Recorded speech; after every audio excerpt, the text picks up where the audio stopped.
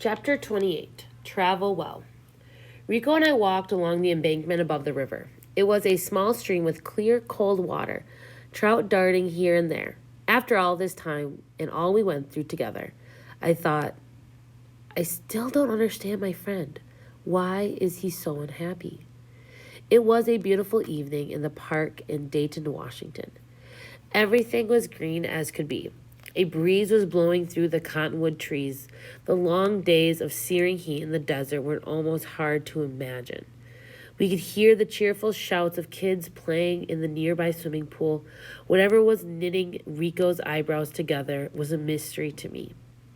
I set out our comida on the table: chicken, small plastic tubs of beans, noodles, and chili peppers. A large Coke for me and a large Dr. Pepper for him. I'm looking forward to working in the orchards, I'd said. They say you get to eat the ones you drop. Eat till you explode. I'm not so sure about the orchards, Rico replied. I had a bad feeling about what this might mean. At least he seemed willing to talk. What else we do, Mano? I'm thinking about doing something completely different, he said. Like what? We're making good money. I'm not very good at field work, just like you predicted when I first told you I was going north. I never said you wouldn't be good. I just said you wouldn't like it. I've been thinking about school, Rico said. School? How? Even if they let you go to school here, how would you support yourself? Not here, Victor. I'm talking about school back in Silao. I'm thinking about going back to live with my sister. I was stunned. After all we've been through, with good money to be made here, did I miss something? Did you fall off that mountain ledge and land on your head? Finally, I got him to laugh. Seriously, he said, I've been thinking about going home. Give it a few months, Mano. You'll get used to the work. The money will add up. Rico, I can't believe you would give up your dreams. You can buy things. A CD player. Lots of CDs. You could even get a car eventually. If you stay up here long enough, they might even change the laws so you can become a citizen. Isn't that what you want? Or we could get deported tomorrow, next week, next month. Let's hope we don't. But even if we did, we would come back. Crossing the border again, through the danger and the stupidity, around and around and around. As many times as it takes, remember? It's different for you, Victor. Nothing's different. Rico looked me in the eye. Everything's different. You have a family to send money back to, a reason to keep you going. But me, why am I here? One day you'll have your own family. That's not what I'm talking about. What are you talking about then? On the mountain, when we were crossing that ledge, that was crazy, you know? I know, we were desperate. I was so sure I was going to fall. You told me to think about the reason I needed to live, and that would give me the strength. Well, it worked. What was it? I hate to admit it, the reason was my parents. Your parents? Really? I thought you had put them out of your mind. I know, that's what I told you. It never really worked. I was always thinking about them, how they were doing, and what I had done.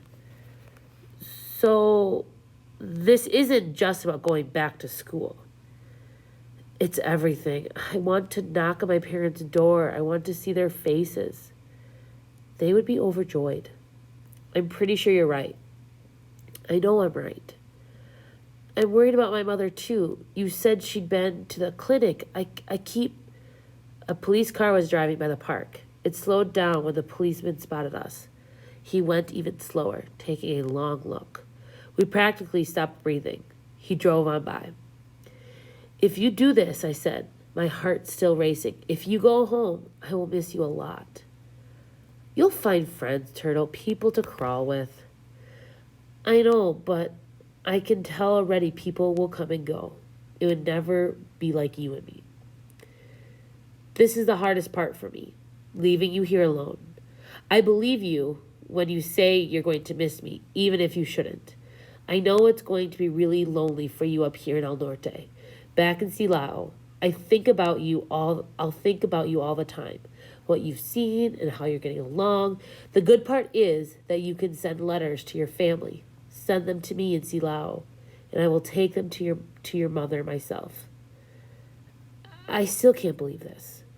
Who knows? Maybe someday I'll get back, but it won't be very soon. Not for a long time. Not while my parents are alive. I used to think it was unfair that my parents had chosen me to be the ones to take care of them in their old age. Now I choose it. 2 days later, on the 2nd of June, we waited at the bus stop on Dayton's Main Street. We talked about how Rico would be able to tell my mother in person that the money order was waiting for her in Silao, if she hadn't picked it up already. I said I could picture her, the feast his mother would make to welcome him home. The bus came into view and words got hard to come by. Our arms reached out and we embraced. Our tears ran together. I whispered how proud I was of him. We said goodbye. Rico boarded the bus. Travel well, I told him. You too, Mano, he said, and then he was gone. Rico's journey home was going to be straight as an arrow. My journey in search of work would take me in all directions across the states, always looking over my shoulder. All I knew was I had to survive here, so that my family could survive at home. It might be many years before I saw them again. I watched Rico's bus get smaller and smaller. It wasn't the first time I had seen my best friend go out of my life, but it might be the last. The bus wound its way through the fields and vanished down the river. I wondered if Rico was thinking what I was thinking, that we had finally become true brothers. I was happy, but in a sad sort of way. I remembered one of my father's sayings, one that had always puzzled me. Sorrow also sings when it runs too deep to cry. Now I understood. The end.